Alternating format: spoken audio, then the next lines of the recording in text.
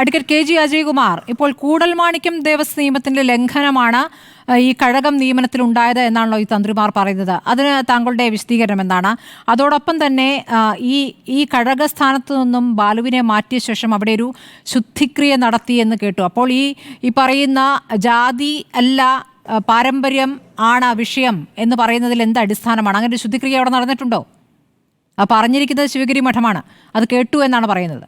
സ്മൃതി, അതിലെ ഈ ശ്രീ രാഹുൽ ഈശ്വരൊക്കെ പറഞ്ഞ മാതിരി തന്ത്രിമാർ പറഞ്ഞു എന്ന് പറയുന്ന ഈ നോട്ടീസ് കൊടുക്കാതെയാണ് ഇപ്പോഴുള്ള കഴകക്കാരനെ പുറത്താക്കിയെന്നൊക്കെ ഏതെങ്കിലും സ്ഥലങ്ങളിൽ, ഏതെങ്കിലും സർക്കാർ ഓഫീസുകളിൽ നമ്മൾ കണ്ടിട്ടുണ്ടോ? PSC അപ്പോയിൻമെൻറ്റിലൂടെയോ KDRBയിലൂടെയോ വന്നു കഴിഞ്ഞാൽ നോട്ടീസ് പീരീഡ് ഉണ്ടോ? ടെമ്പററി ആയിട്ടുള്ള ആൾ ത്രോൺ ഔട്ട് ആകുന്നുള്ളത് ഉറപ്പല്ലേ? അതല്ല സ്ഥിതി. ഇവർ ഈ കാരായ്മ ആയിട്ട് കഴകം പ്രവൃത്തിയിൽ വരുന്നത് ആകെ 2 മാസമാണ്. 10 മാസം അവിടെ ജനറൽ കാറ്റഗറിയിലാണ്. ആ ജനറൽ കാറ്റഗറിയിലേക്കാണ് KDRBന്ന് അപ്പോയിൻമെൻറ്റ് നടത്തിയിരിക്കുന്നത്. ഈ കാരായ്മയിലേക്കാണെങ്കിലേ തന്ത്രിമാരുടെ അനുവാദവും തന്ത്രിമാരോട് ചോദിച്ചിട്ടുള്ള പോസ്റ്റിംഗ് വരുന്നുള്ളൂ. അത് ആകെ 2 മാസത്തേക്കാണ് അവിടെ നടക്കുന്നത്. ആ 2 മാസം തെക്കേ വാര്യ വിഭാഗമാണ് ചെയ്യുന്നത്. ബാക്കിയുള്ള 10 മാസത്തേക്കുള്ള ജനറൽ വിഭാഗത്തിലേക്കാണ് KDRB റിക്രൂട്ട്മെൻറ്റ് ബോർഡിൽ നിന്ന് നടത്തിയിട്ടുള്ളത്. അപ്പോൾ അതിൽ ഈ പറയുന്നതിൽ യാതൊരു വസ്തുതയില്ല. അല്ല, ഈ ഇങ്ങനെ ഇവിടെ ഒരു ശുദ്ധിക്രിയ നടന്നിരുന്നോ? നോട്ടീസ് പീരീഡ് ഒന്നും പറയാനുള്ളത് ഇല്ല. ഇതിൽ ശുദ്ധിക്രിയ എന്ന് പറഞ്ഞാൽ അത് ഇതുമായി ബന്ധപ്പെട്ടിട്ടല്ല. ഇന്നലെ ഈ 9-ാം തീയതി പ്രതിഷ്ഠാ ദിനമായിരുന്നു. ആ പ്രതിഷ്ഠാ ദിനത്തിന് 3 ദിവസം മുമ്പ് 6-ാം തീയതി വൈകുന്നേരം തൊട്ട് ശുദ്ധി കലശുണ്ട്.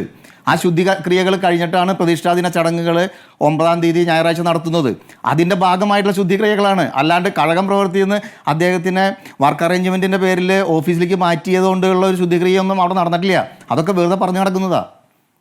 ഈ പാരമ്പര്യമായി അവിടെ ഈ കഴക ജോലിയിൽ ഏർപ്പെട്ടിരുന്നവർ എത്ര പേരുണ്ട് ശ്രീ അജയ്കുമാർ? അവിടെ ഈ തെക്കേ വാര്യർ മാത്രമേ ഉള്ളൂ. തെക്കേ വാര്യത്തിൽ മാത്രം. ബാക്കിയുള്ളവരൊന്നും ഞങ്ങൾക്ക് വേണ്ട എന്ന് പറഞ്ഞ് ഞങ്ങളുടെ അവിടെ നിന്ന് പാരമ്പര്യമായിട്ട് വരാൻ ആളുകളില്ല എന്നും പറഞ്ഞിട്ട് എഴുതി തന്നിട്ടുള്ളതാണ്. ഈ തെക്കേ വാര്യത്തുകാരും നമുക്ക് നേരത്തെ എഴുതി തന്നിട്ടുള്ളതായിരുന്നു.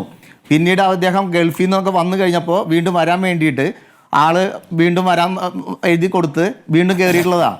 ആ പ്രവൃത്തി പോലും 84-ൽ ടെമ്പററി ആയിട്ട് നമ്മൾ വെച്ച രാമചന്ദ്രൻ എന്ന് പറഞ്ഞ വ്യക്തിയാണ് നടത്തിയിരുന്നത്. ഈ 2020-ൽ അദ്ദേഹം റിട്ടയർ ചെയ്യുന്നത് വരെ അദ്ദേഹം തന്നെയായിരുന്നു എല്ലാ മാസം ചെയ്തിരുന്നത്.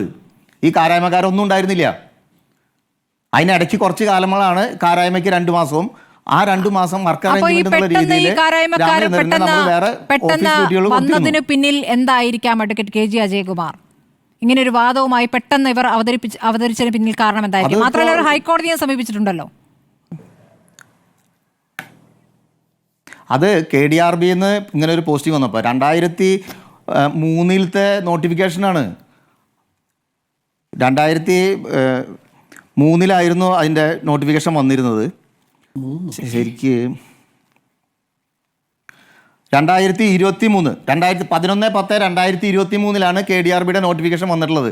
ആ നോട്ടിഫിക്കേഷൻ വന്നിട്ട് അപ്ലിക്കേഷൻ കോൾ ഫോർ ചെയ്തിട്ടൊക്കെയാണ് ഈ പ്രോസസ്സ് മുഴുവൻ നടന്നിട്ടുള്ളത്. അന്നൊന്നും ഒരു കാരായ്മക്കാരോ അല്ലെങ്കിൽ ഒരു തന്ത്രിമാരോ കോടതിയിലേക്ക് ഇതുവരെയും പോയിട്ടില്ല. ഇപ്പോൾ ഇങ്ങനെ ഒരു അദ്ദേഹം വന്നതുകൊണ്ട് മാത്രമാണെന്ന് തന്നെ നമുക്ക് പറയാൻ പറ്റുള്ളൂ. അല്ലാതെ ഒരു വിഷയം അവിടെ ഉദിക്കുന്നില്ല. ശരി, ഇതിപ്പോൾ ഇനി ദേവസ്വം ബോർഡ് എടുക്കുന്ന ഒരു നിലപാട് എന്താണ്? ബാലുവിന് കഴകത്തിലാണ് ജോലി കൊടുത്തിരിക്കുന്നത്. അപ്പോൾ കഴകത്തിലേക്ക് തന്നെ വരണമെന്ന് നിങ്ങൾ പറയുമ്പോൾ അതിനുള്ള സാഹചര്യം, ഞാൻ അതാണ് ആദ്യവും ചോദിച്ചത്, അതിനുള്ള സാഹചര്യം അവിടെ ഒരുങ്ങേണ്ടതുണ്ട്. അങ്ങനെ ഒരു സാഹചര്യം ഇല്ല എന്ന ബോധ്യത്തിലാണ് ബാലു അങ്ങോട്ടില്ല എന്ന് പറയുന്നത്. അതിനുള്ള എല്ലാ സാഹചര്യവും അവിടെ ഞങ്ങൾ ഒരുക്കി കൊടുക്കും. കഴക പ്രവൃത്തി തന്നെയാണ് അദ്ദേഹത്തിന് ചെയ്യാൻ പറ്റുള്ളൂ, നമ്മൾ ചെയ്യാൻ അനുവദിക്കാൻ കഴിയുള്ളൂ. കാരണം ദേവസ്വം റിക്രൂട്ട്മെൻറ്റ് ബോർഡിൽ നിന്ന് ഇത്തരത്തിലൊരു പോസ്റ്റിംഗ് വന്നു കഴിഞ്ഞാൽ അത് ചില വർക്ക് അറേഞ്ച്മെൻ്റ് എന്നുള്ള രീതിയിൽ 2 മാസമൊക്കെ കൊടുക്കുന്ന മാതിരി ചെയ്യാമെന്നല്ലാതെ നമുക്ക് പെർമനൻ്റ് ആയിട്ട് വേറെ പോസ്റ്റിലേക്ക് നമുക്ക് മാറ്റി നിർത്താൻ കഴിയില്ല. ഈ ഇപ്പോൾ തന്ത്രിമാരുടെ എതിർപ്പിനെ എങ്ങനെയാണ് നേരിടുക?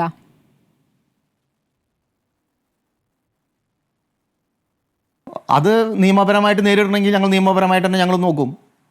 ദേവസ്വം കമ്മിറ്റിക്കും നിയമപരമായിട്ട് പോകാലോ, ആ രീതിയിൽ നിയമപരമായിട്ട് പോകാം. അതല്ല ഞാൻ ചോദിക്കുന്നത്, ഇപ്പോൾ ബാലു വരുന്ന സമയത്തിൽ ഒരു വേറെ രൂപത്തിൽ തടസ്സമുണ്ടാക്കുന്ന രൂപത്തിലേക്ക് പോവുകയാണെങ്കിൽ അതിനെങ്ങനെയാണ് ദേവസ്വം ബോർഡ് കൈകാര്യം ചെയ്യുക?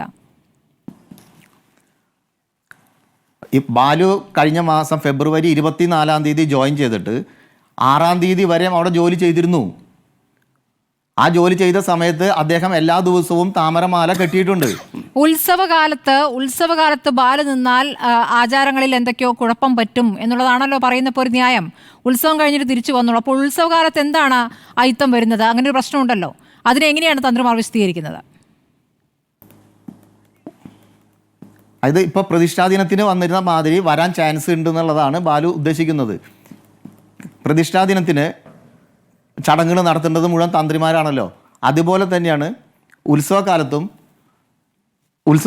എല്ലാ ചടങ്ങുകളും തന്ത്രിമാരെ ചെയ്യേണ്ടത്. ആ ചടങ്ങുകൾ ചെയ്യുമ്പോൾ ബാലുവിനെ മാറ്റി നിർത്തോ എന്നുള്ള സംശയമാണ് ബാലുവിനുള്ളത്. പക്ഷേ ദേവസ്വം ബോർഡ് അങ്ങനെയൊന്നും ചെയ്യില്ല.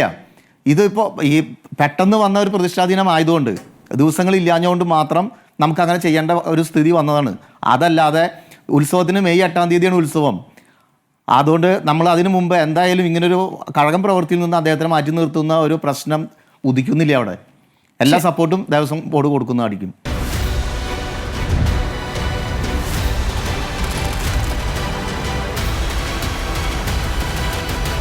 ഡിബേറ്റ് വിത്ത് സ്മൃതി പരുത്തിക്കാട്.